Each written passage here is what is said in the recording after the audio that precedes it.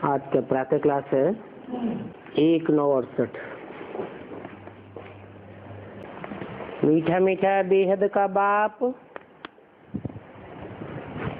मीठे मीठे बच्चों को बैठ समझाते हैं।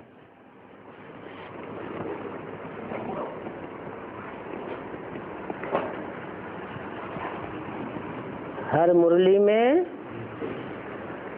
पहले पहले याद दिलाते हैं कि समझाने वाला कौन है और समझाते किसको हैं। समझाने वाला भी मीठा मीठा है और बच्चे भी मीठे मीठे हैं। उन मीठे बच्चों को बाप बैठ समझाते हैं, अर्थात कोई न कोई तन में प्रवेश करके समझाते हैं। ये तो समझते हो, बहुत मीठा मीठा बाप है। फिर शिक्षा देने वाला भी बहुत मीठा मीठा है। शिक्षा देने वाला कौन? शिक्षा देने वाला टीचर भी बहुत मीठा मीठा है। यहाँ तुम जब बैठते हो तो ये बात याद होनी चाहिए, ये हमारा मीठा मीठा बाप भी है और मीठा मीठा शिक्षक भी है। बहुत मीठा मीठा बाबा है। उनसे स्वर्ग का वर्षा मिलता है।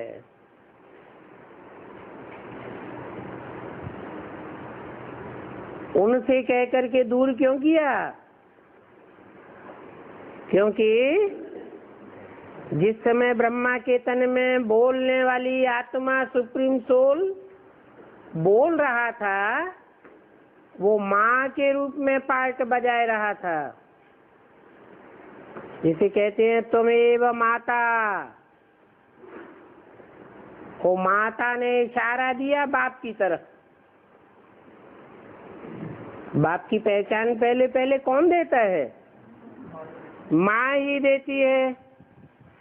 तो बोला उस बाप से तुमको स्वर्ग का वर्षा मिलता है। इससे नहीं, इससे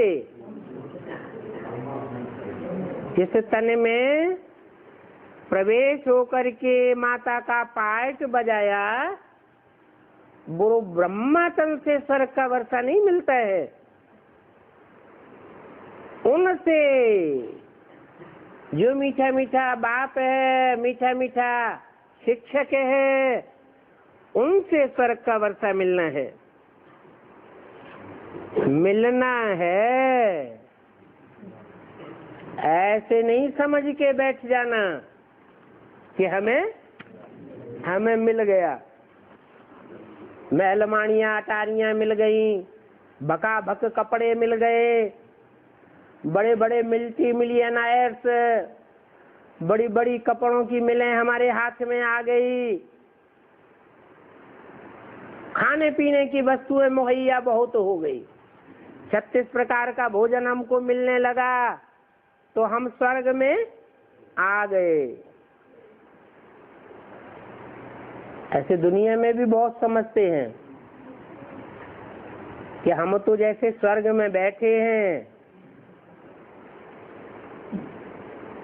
हम कोई नरक नहीं समझते हैं इस दुनिया को।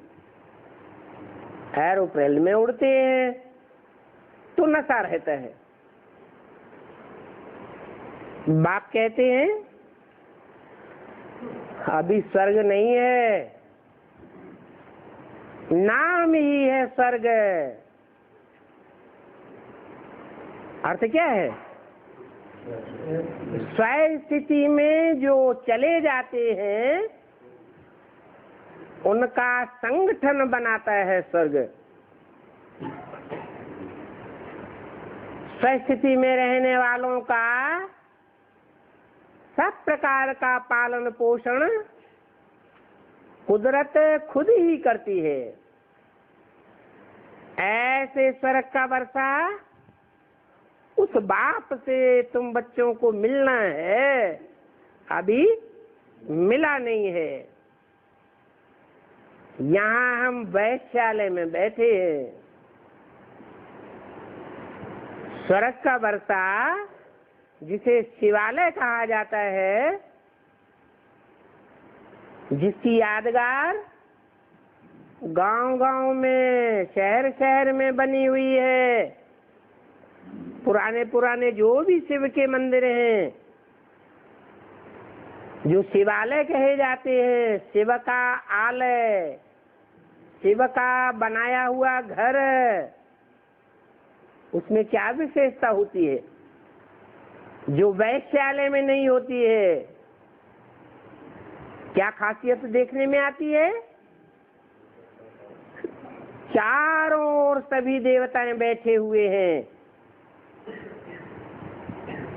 और एक की उपासना कर रहे हैं। उसे कहा जाता है शिवालय।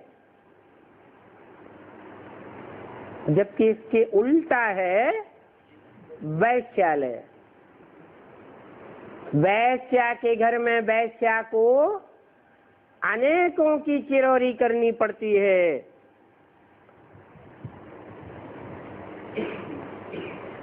तो यहाँ ऐसे नहीं समझना कि हम शिवालय में बैठे हैं। यहाँ हर आत्मा को, हर मनुष्य आत्मा को अनेकों की चिरौरी करनी पड़ती है। देखो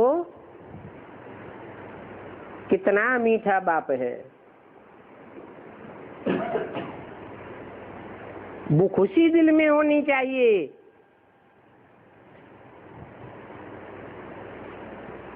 प्योरिटी से मिठास आता है ना। ये एवर प्योर बाप है। ये बाबा हमको आधा कल्प के लिए सुखधाम में ले जाने वाला है। आधा कल्प के लिए दुख हरने वाला है।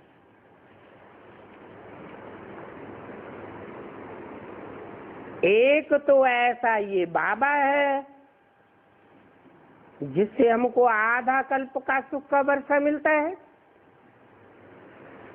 दूसरे फिर ये है बाबा टीचर भी बनते हैं।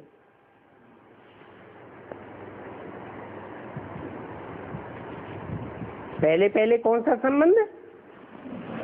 बाप का संबंध। उसके बाद टीचर का संबंध। टीचर क्या करता है? टीचर पाठ जो भी हो, प्रोज हो, पोएट्री हो, गद्य हो या पद्य हो, उसके एक एक शब्द के हिज्जे हिज्जे करके समझाता है। तो टीचर भी बनते हैं। ब्रह्मा के लिए नहीं कहेंगे कि जो कुछ भी उनके मुख से बोला गया उसमें एक एक शब्द के हिज्जे हिज्जे करके बताया। एक एक शब्द के अर्थ हमको बताए दिए। नहीं, ये बाबा शिक्षक बन के हमको सृष्टि का राज समझाते हैं। और ये राज बाबा के अलावा कोई भी नहीं समझा सकता।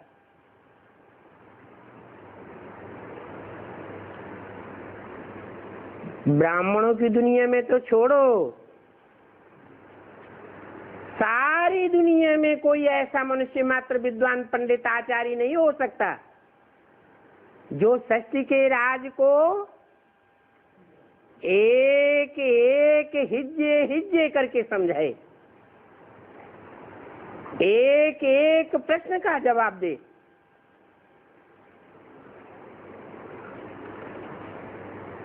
ये चक्र कैसे फिरता है, 84 जन्म कैसे पास होते हैं, ये सारा राज चपटी में समझाई देते हैं। चपटी माने चुटकी लगाते हैं ना, तो चुटकी लगाने में 1 सेकंड लगता है, और जब 1 सेकंड वो आवेगा कि 1 सेकंड में हमारा सारा राज 84 जन्मों का बुद्धि में समा जाएगा, जिसके लिए बोला है ब्रह्मा सो विष्णु। कितनी देर में? 1 चपटी में, 1 सेकंड में ब्रह्मा से विष्णु बनेगा। तो हम भी ब्रह्मा के बच्चे ब्राह्मण हैं, हमारी बुद्धि में भी हमारे अनेक जन्मों का सृष्टि का राज अच्छी तरह बैठ जाएगा।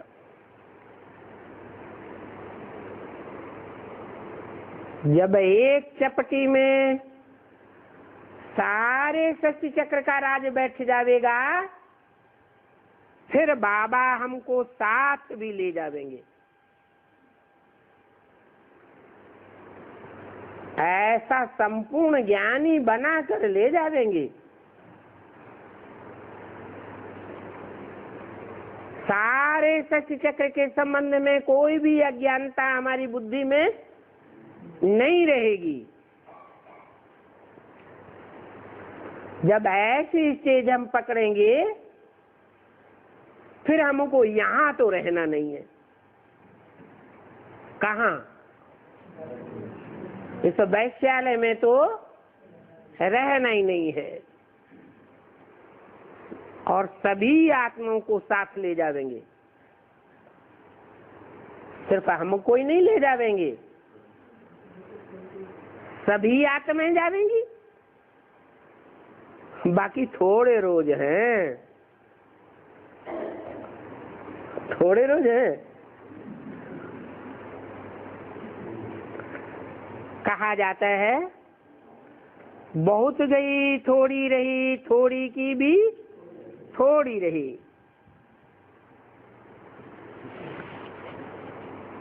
थोड़ा समय है, इसलिए जल्दी जल्दी मुझे याद करो, तो तुम्हारे जन्म जन्मांतर के पापों का बोझ खलास हो जाएगा। बल इसमें माया की युद्ध चलती है। तुम मुझे याद करेंगे तो वो युद्ध करने से भी बचते रहेंगे।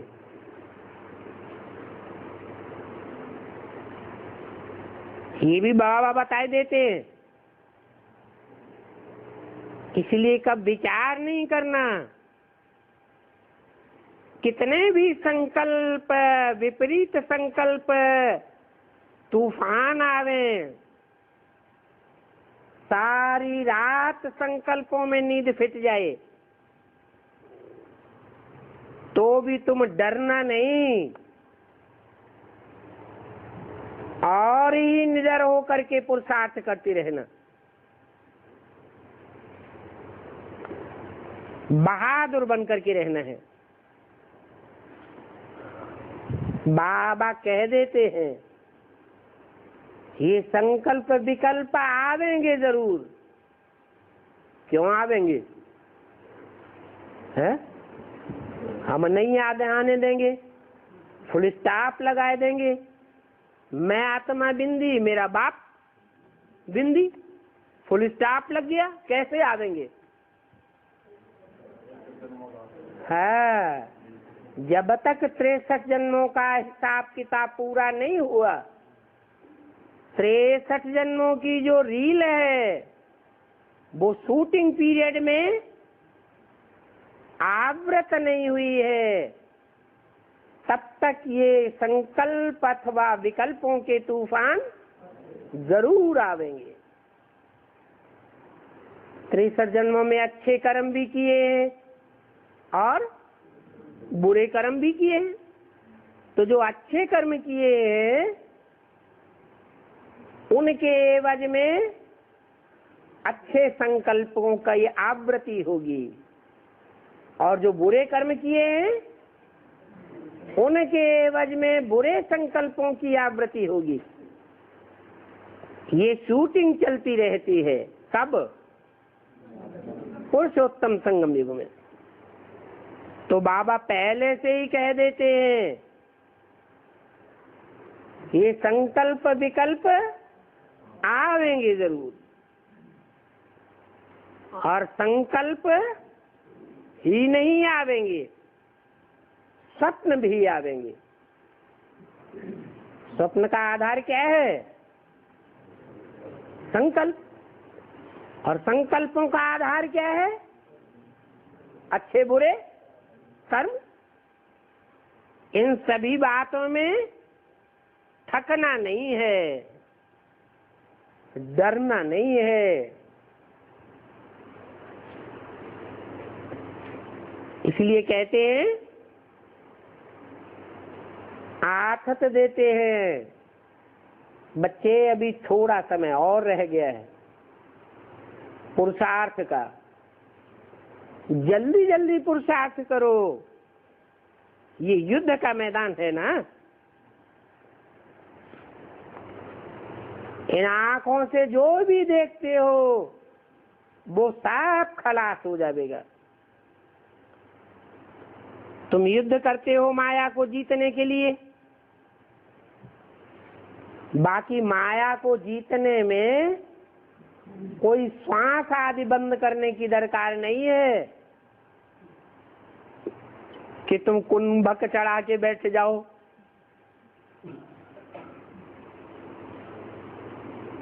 हठ योग क्रियाएं करने लगो। अरे श्वास तो आत्मा में होता ही है। श्वास कहो, प्राण कहो, प्राणवायु कहो, ये श्वास कोई शरीर में नहीं होता है। होता है, मुर्दा बन जाता है, आत्मा निकल जाती है, तो श्वास या प्राणवायु होती है? नहीं होती। आत्मा जब शरीर में आती है तब श्वास पड़ता है। तब कहते हैं प्राणी, प्राण को धारण करने वाली आत्मा।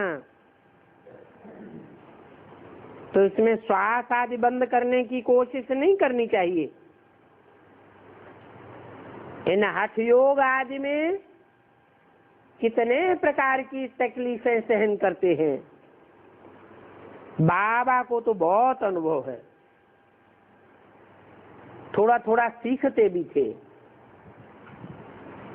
परंतु फुर्सत भी हो ना।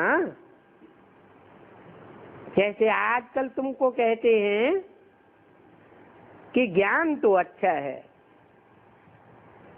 परंतु हमें फुर्सत कहाँ है। इतने कारखाने हैं, इतना ये धंधा फैला हुआ है, कैसे चलेगा। तुमको बाप कहते हैं, मीठे मीठे बच्चों, एक तो बाप को याद करो और ये चक्कर याद करो, बस। इसमें कोई डिफिकल्टी है क्या? चक्र तो फिरता ही रहता है। याद करो, सतयुग त्रेता में इनो का राज्य था, फिर इस्लामी आए, बौद्धि आए, फिर नंबरवार वृद्धि होती गई।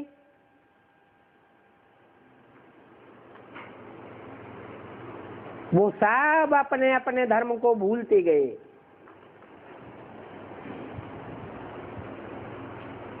जो अपना असली धर्म था वो भूल करके इस्लामी, बौद्धि, क्रिश्चियन आदि बन पड़े। तो अपन को देवी देवता तो कह न सके, क्योंकि अपवित्र बन पड़े हैं।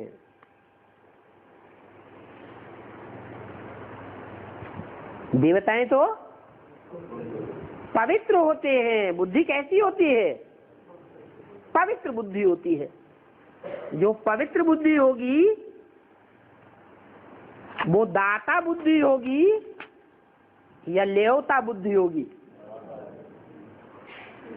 जितना पवित्र बुद्धि होगी वो स्वार्थ की चिंता नहीं करेगी, और जितना अपवित्र होगी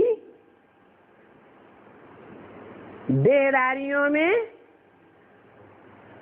चिपकी हुई होगी,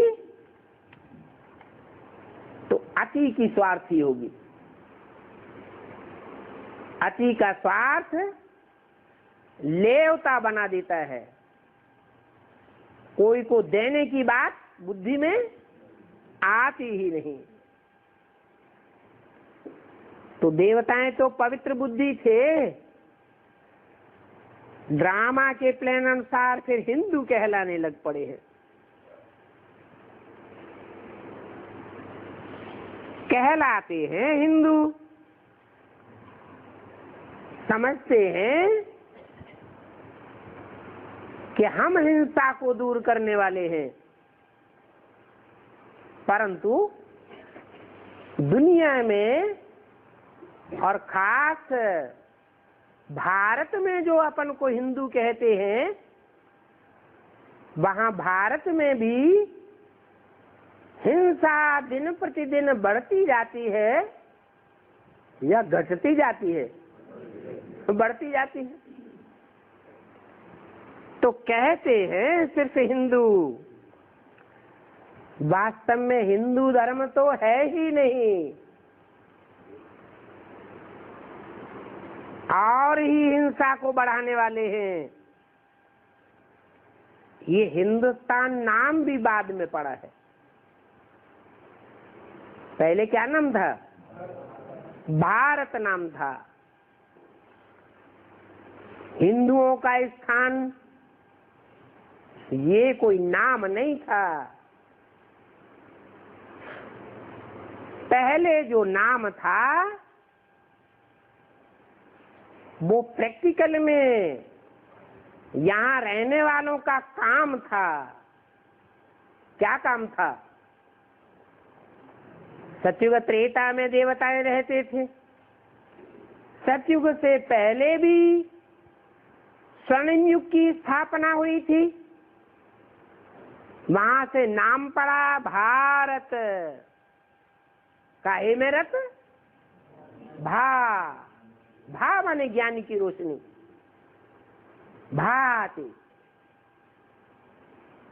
ज्ञान की रोशनी में सदैव रत रहने वाला। आत्मा परमात्मा की स्थिति में सदैव रहने वाला। देवताएं कोई देह की स्थिति में थोड़े ही रहते। ये तो अज्ञान हो गया। देह को याद आना, देह की याद आना। देवताएं क्या याद करते हैं? उनको किस बात की स्मृति रहती है? आत्म की स्मृति रहती है।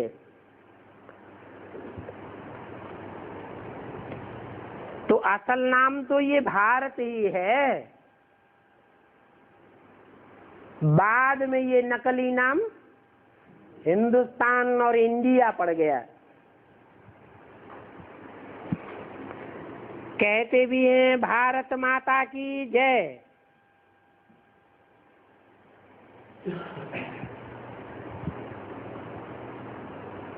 किस आधार पर कहते हैं जय? आखिरी विजय पवित्रता की होती है या अपवित्रता की विजय होती है? पवित्रता की ही विजय होती है। हिंदुस्तान की माताएं थोड़े ही कहते हैं। क्या कहते हैं? भारत माताओं की जय है। हिंदुस्तान की माताओं की जय क्यों नहीं कहते हैं? क्योंकि जिस समय हिंदुस्तान नाम पड़ता है उस समय वो हिंदुस्तान की माताएं हिंसा को बढ़ाने वाली हैं या घटाने वाली है? हैं? तो बढ़ाने वाली बन जाती है। कैसे?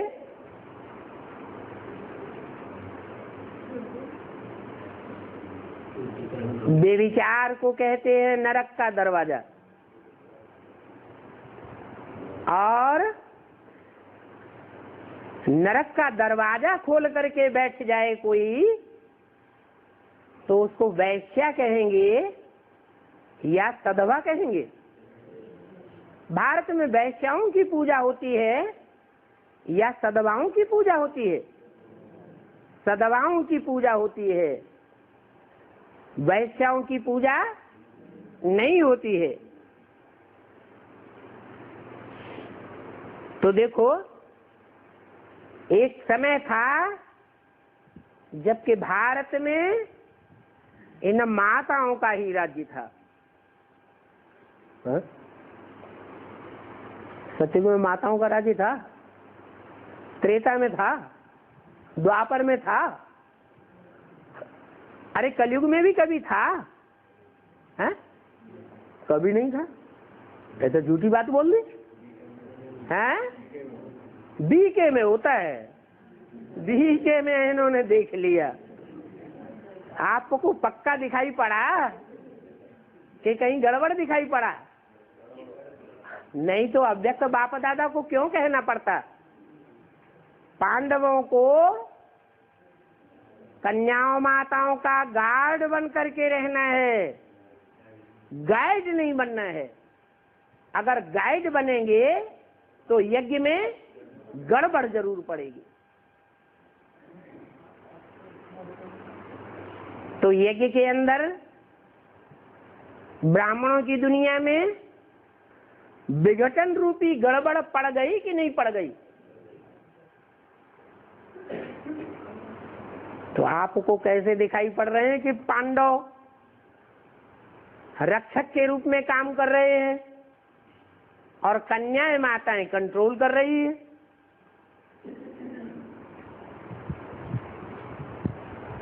ऐसा दिखाई पड़ता है। अच्छा, फिर बेसिक में तो ऐसा दिखाई पड़ता है, फिर एडवांस में? एडवांस में उल्टा दिखाई पड़ता है? ये कैसे हो गया?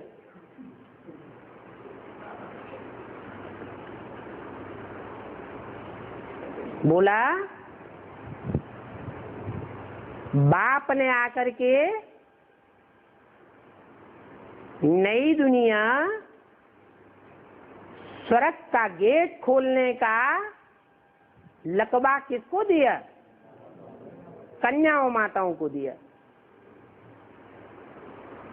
तो गेट तभी खोल सकती है जबकि उनके हाथ में सत्ता आ जावे।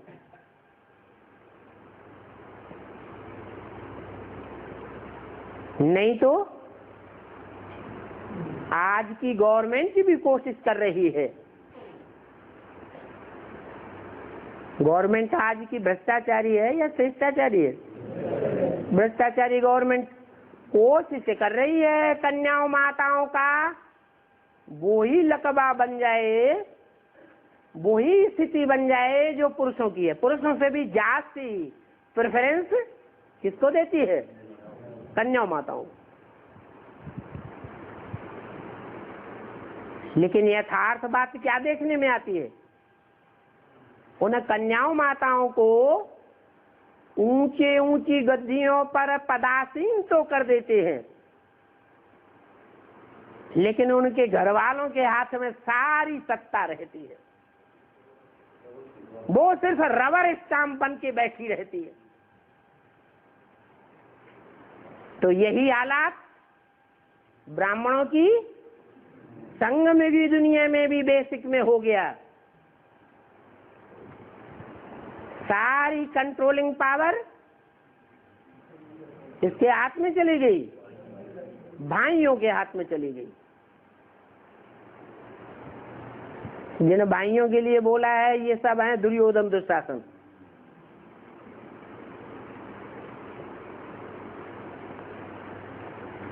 तो सारा तंत्र अज्ञान में डूब गया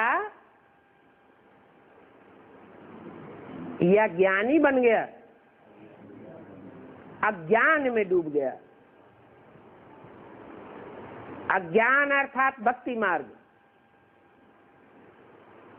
दुनिया वाले जो भक्ति मार्ग का अनुसरण करते जा रहे हैं, भक्ति का विस्तार दुनिया में जैसे होता जा रहा है, वैसे बेसिक ब्राह्मणों की दुनिया में भी बेसिक का पंप एंड शो दुनिया वाले भक्ति मार्ग वालों से भी जास्ती होता जा रहा है। बाबा ने नारा दिया है, भक्ति मार्ग मुर्दाबाद, ज्ञान मार्ग जिंदाबाद। और हो क्या रहा है? भक्ति मार्ग जिंदाबाद होता जा रहा है। तो ये पंप एंड शो की दुनिया, बनाव श्रृंगार की दुनिया, उसका नाम रखा गया है वैश्यालय। बोला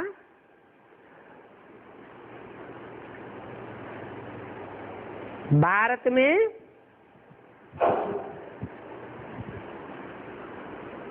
इन माताओं का राज्य था और इन माताओं के हाथ में किसने सत्ता दी? बाप ने ही आकर के माताओं के हाथ में सत्ता दी, माताओं का नाम बाला किया। इन भारत की महिमा करते हैं। तो बाप बच्चों को सिखला रहे हैं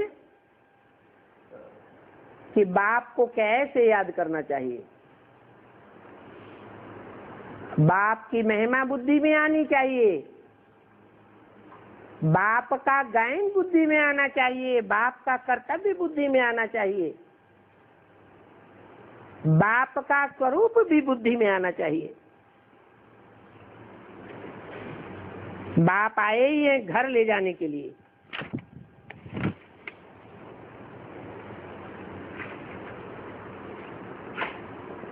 और किसको ले जावेंगे? पहले पहले घर जाने वालों में आगे आगे नंबर किसका होगा? है किसका होगा? अरे अभी तो बताया, भारत जो रोशनी में रत है। एक रोशनी होती है देवताओं के मस्तक के चारों ओर रोशनी दिखाते हैं। वो कौन सी रोशनी है? पवित्रता की रोशनी। ये पवित्रता का विरुद्ध कन्याएं माताएं धारण करने में आगे जाती हैं। पवित्रता कहो, ज्ञान कहो, अज्ञान को थोड़ा ही पवित्रता कहा जाएगा। तो ये रोशनी में रत रहने वाली, पवित्रता में रत रहने वाली कन्याएं माताएं आगे जाती हैं प्योरिटी में। क्या भाई लोग आगे जाते हैं? तो जो आगे जाते हैं उन्हीं को पहले घर ले जावेंगे या औरों को ले जावेंगे? हैं? पहले पहले उन्हीं का नंबर लगेगा जो बाप का विरुद्ध पालन करते हैं।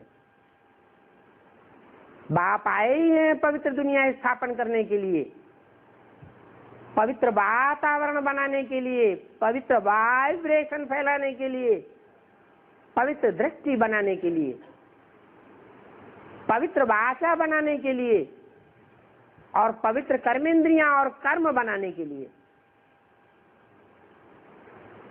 तो जिसमें जिसमें जितनी जितनी प्योरिटी की पावर आई होगी, जो जितना पवित्रता के लिए अभ्यास करेगा, उस अभ्यास में रत रहेगा, लगनशील रहेगा, वो ही पवित्र दुनिया में पहले पदार्पण करेगा। कौन सी पवित्र दुनिया है? पवित्र दुनिया कौन सी है? सबसे जास्ती पवित्र धाम कौन सा है? स्वर्ग। वो तो नीचे उतरता जाता है, शांति धाम। तो घर में बाप पहले पहले ले जावेंगे। किसको ले जावेंगे? हैं? जो आत्म की स्थिति में स्थित हो जावेंगे, उनको ले जावेंगे। तुम जितना बाप को याद करते हो, तुम उतना ही पवित्र होते जाते हो। अगर पवित्र बन जावेंगे तो जरूर फिर कोई सजा नहीं खावेंगे।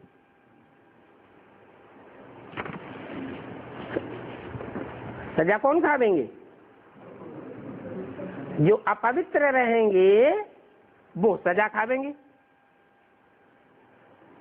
अगर सजा खाई तो क्या घाटा होगा? जितनी जितनी सजा खावेंगे उतना उतना पद कम होता जाएगा।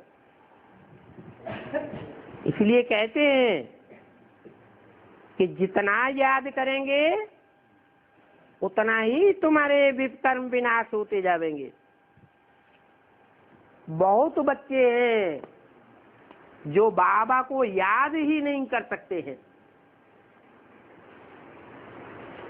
बैठते हैं बाबा को याद करने और भूत प्रेत सामने आ जाते।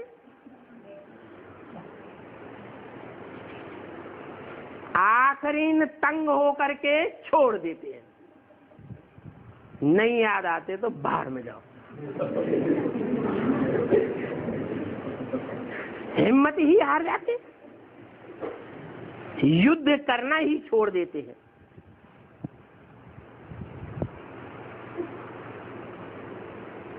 कोई युद्ध भूमि में जाए, युद्ध करते करते थक जाए और देखे कि ये तो हार ही होती जा रही है, तो बहुत से होते ऐसे होते हैं कि हिम्मत हार जाते हैं। और हिम्मत हार जाने से क्या करते हैं? हथियार वथियार सारे फेंक दिए और 2-4 लाशें उठाई और अपने ऊपर डाल ली।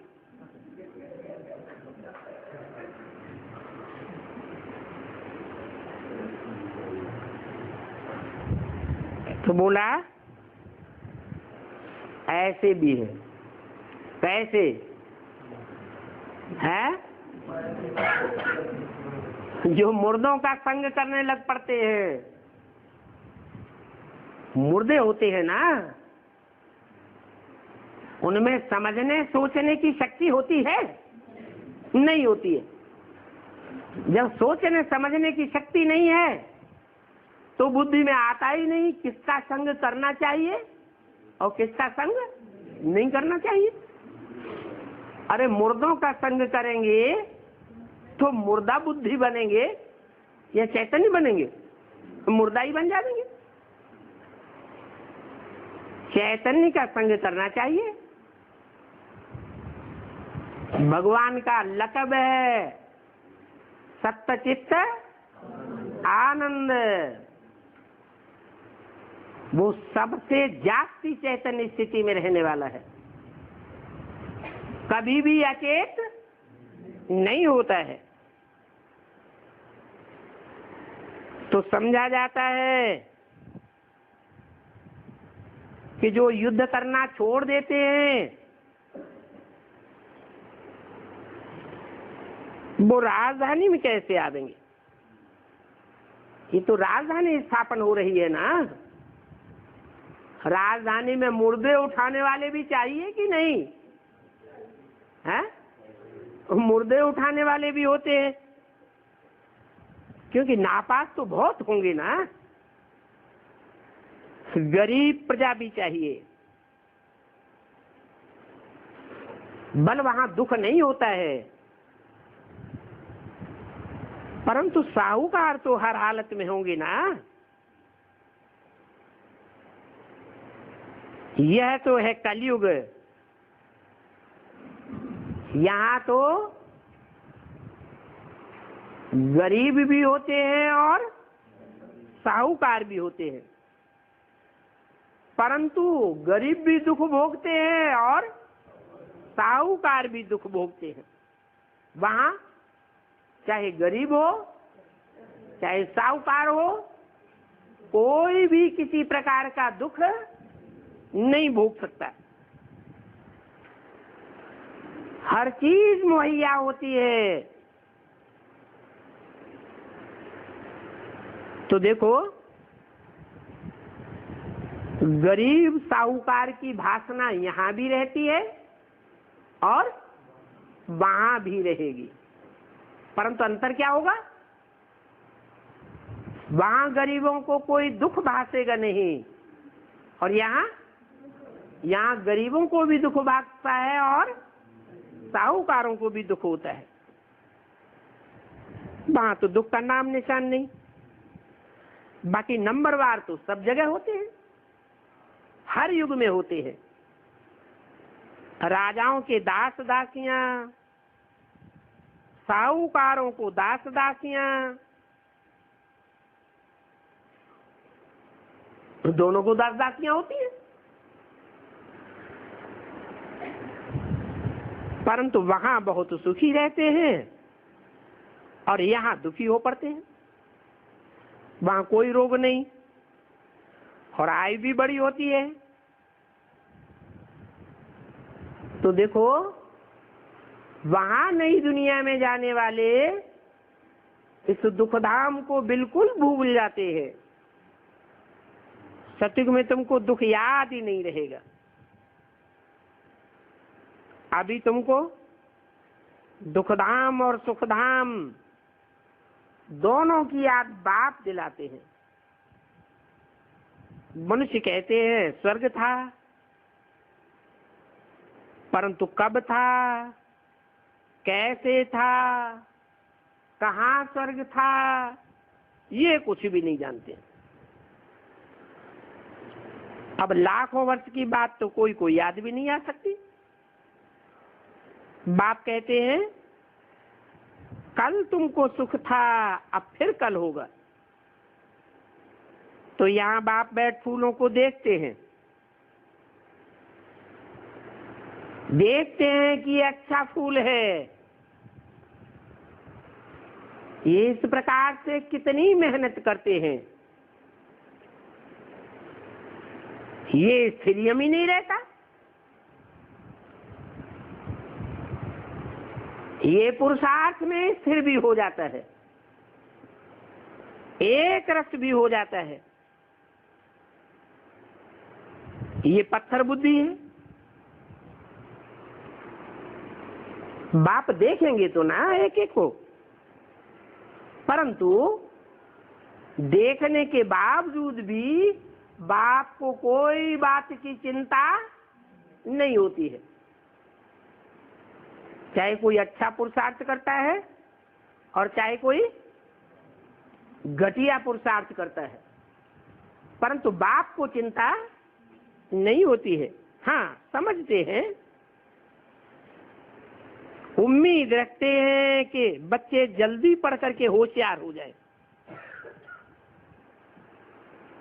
क्योंकि अगर होशियार नहीं होते हैं तो बाप को तो पढ़ाना ही है कि बीच में छोड़ के चले जाएंगे, हैं? पढ़ाना तो है ही। बच्चे तो बने हैं, परंतु जल्दी जल्दी पढ़ करके होशियार हो जावे और बहुतों को पढ़ावे भी।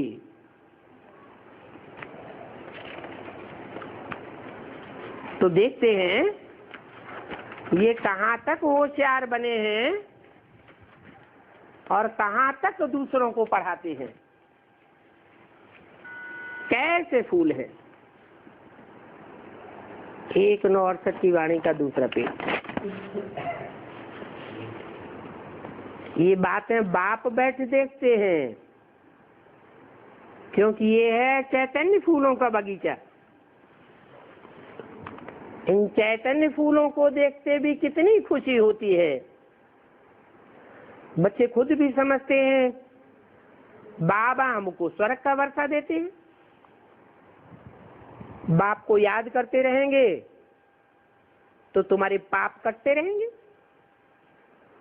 नहीं तो सजा खा करके फिर थोड़ा सा पद पालेंगे। इसको कहा जाता है मानी और मोचरा। मानी माने मान मर्तबा मिलेगा। अगर ज्यादा सजाएं खाई तो मोचरा भी जास्ती खाना पड़ेगा, माना पद भ्रष्ट हो जाएगा। बाप को ऐसे याद करो जो जन्म जन्मांतर के पाप जल्दी से जल्दी कट जावे।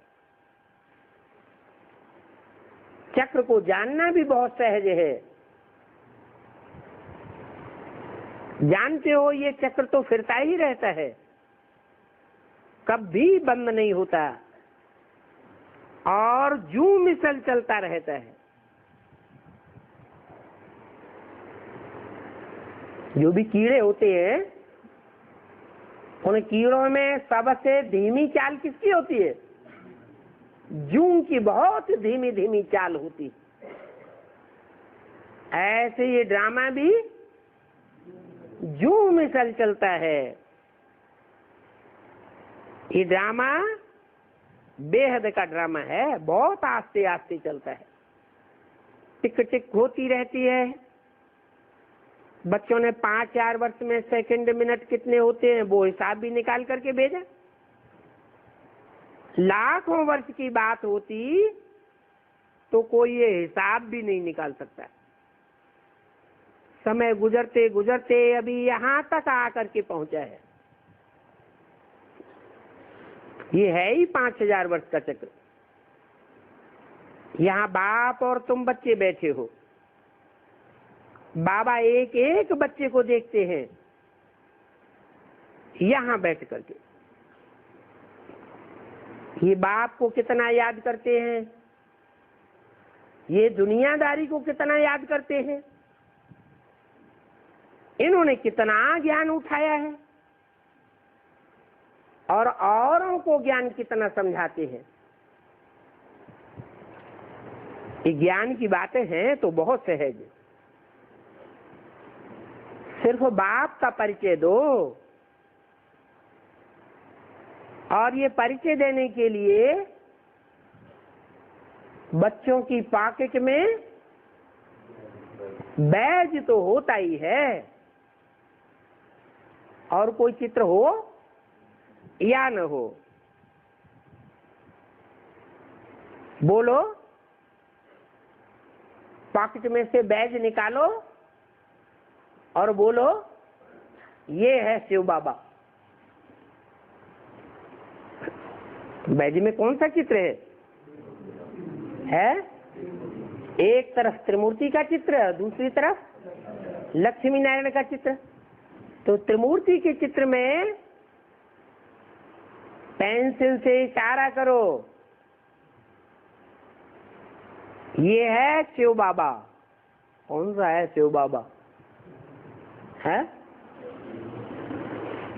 अरे त्रिमूर्ति में ब्रह्मा का चित्र है, विष्णु का चित्र है, शंकर का चित्र है, और तीनों के ऊपर ज्योति बिंदु का चित्र है। तो पेंसिल से किस तरफ इशारा करके बताएं कि ये है शिव बाबा? जब कहा शिव और बाबा, सिर्फ कहा होता ये है शिव, तो बिंदी की तरफ भी इशारा किया जा सकता है, क्योंकि उसकी बिंदी का ही नाम शिव है। उस बिंदी का नाम कभी बदलता नहीं है। जब कोई शरीर में प्रवेश करते हैं तो नाम बदल जाते हैं। तो त्रिमूर्ति में 3 शरीरधारी दिखाए गए, ब्रह्मा, विष्णु और शंकर। इस तरफ इशारा कहें और कहें कि ये है शिव बाबा, ब्रह्मा की तरफ इशारा करें, ये है शिव बाबा। अगर इशारा करें तो क्या त्रुटि हो जाएगी? है ब्रह्मा के साथ शिव का नाम है। हाँ, एक तो ये भी बात है, अगर ब्रह्मा ही शिव बाबा होता तो शिव के साथ ब्रह्मा का नाम जुड़ा हुआ होना चाहिए।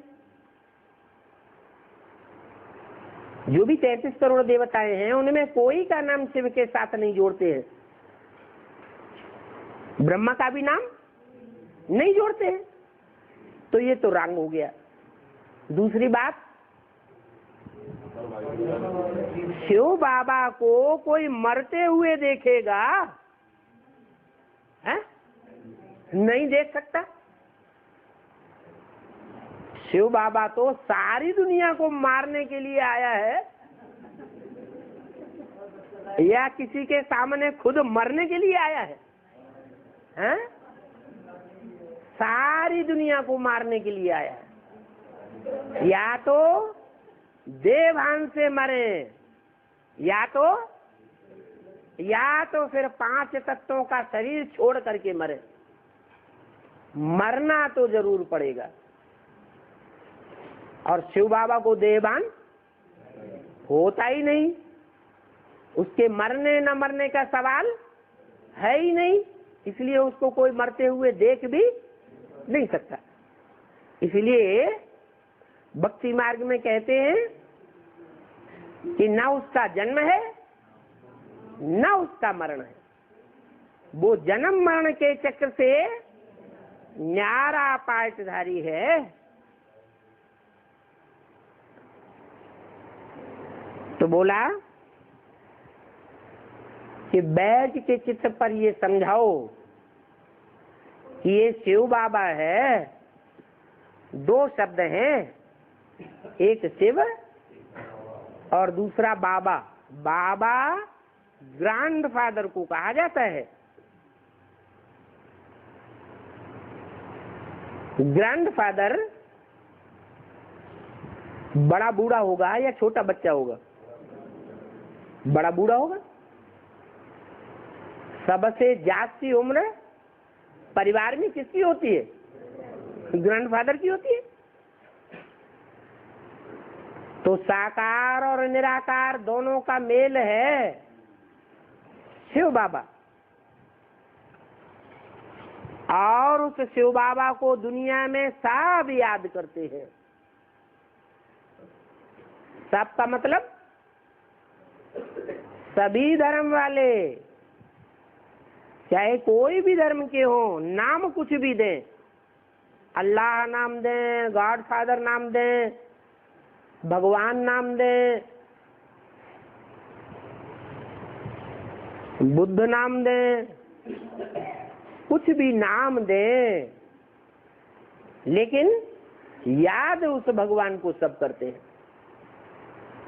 तो एक को याद करते हैं या अनेक को याद करते हैं?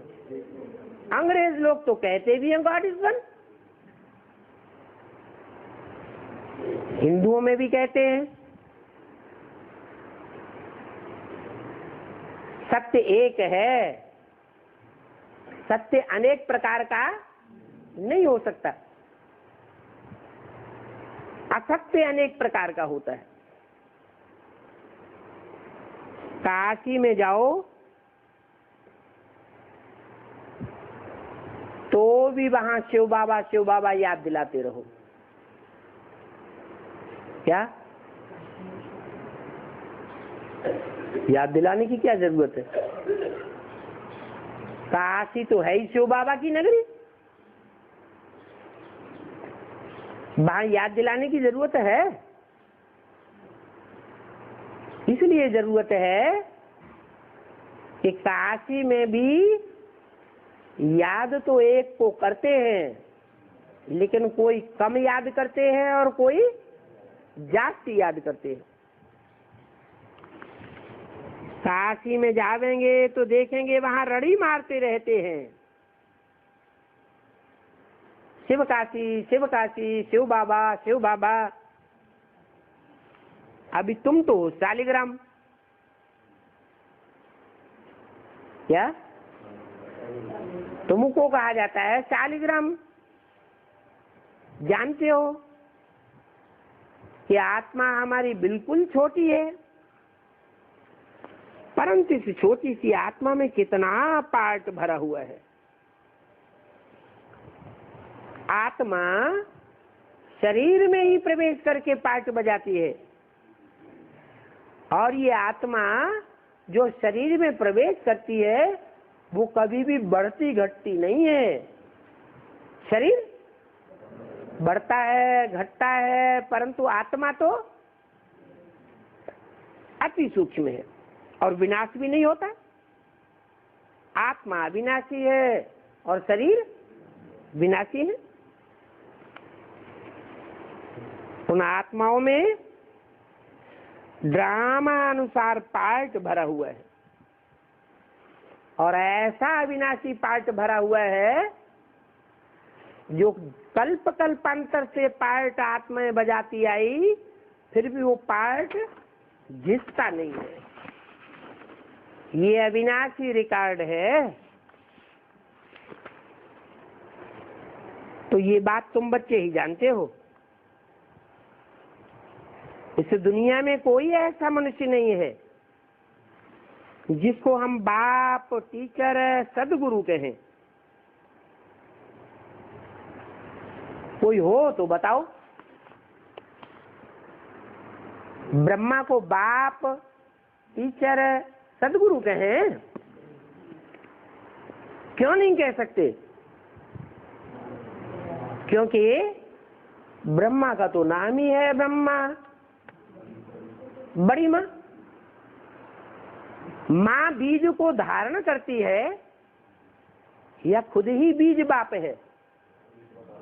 वो तो बीज को धारण करती है। माँ बीज बाप नहीं हो सकती। जैसे गीता में भी लिखा है, हम बीज प्रदप पिता, मैं बीज बोने वाला पिता हूं। तो साबित होता है कि ब्रह्मा कोई ज्ञान का बीज आरोपण करने वाला नहीं था। ब्रह्मा के अंदर भी साक्षात्कार के बाद जो जिज्ञासा पैदा हुई, उस जिज्ञासा को शांत करने के लिए ज्ञान का बीज धारण कराने वाला बाप कोई दूसरा था। तो ब्रह्मा बाप नहीं है जो बीज आरोपण करता है। बाप का पहला पहला काम बीज बोना, और अंतिम काम बच्चों को वर्षा देना। तो ब्रह्मा तो बीच में ही शरीर छोड़ दिया, बच्चों को सुख शांति का अखंड वर्षा तो मिला ही नहीं। तो दुनिया में कोई मनुष्य नहीं है जिसको बाप, टीचर, सदगुरु कहे। जैसे ब्रह्मा बाप भी नहीं है, टीचर भी नहीं है। जो भी वाक्य बोले हैं ब्रह्मा के मुख से, उन वाक्यों का समाधान न ब्रह्मा के पास, न सरस्वती के पास, न कोई ब्रह्मा कुमार कुमारियों के पास है, क्योंकि वो टीचर का पार्ट बजाते ही नहीं। ये तो एक ही शिव बाबा है जो बाप भी बनता है, टीचर भी बनता है, और अंत में वो ही एक स्वरूप है वो ही एक पर्सनालिटी है जो संसार में सद्गुरु बनकर के प्रत्यक्ष होती है। ओम शांति।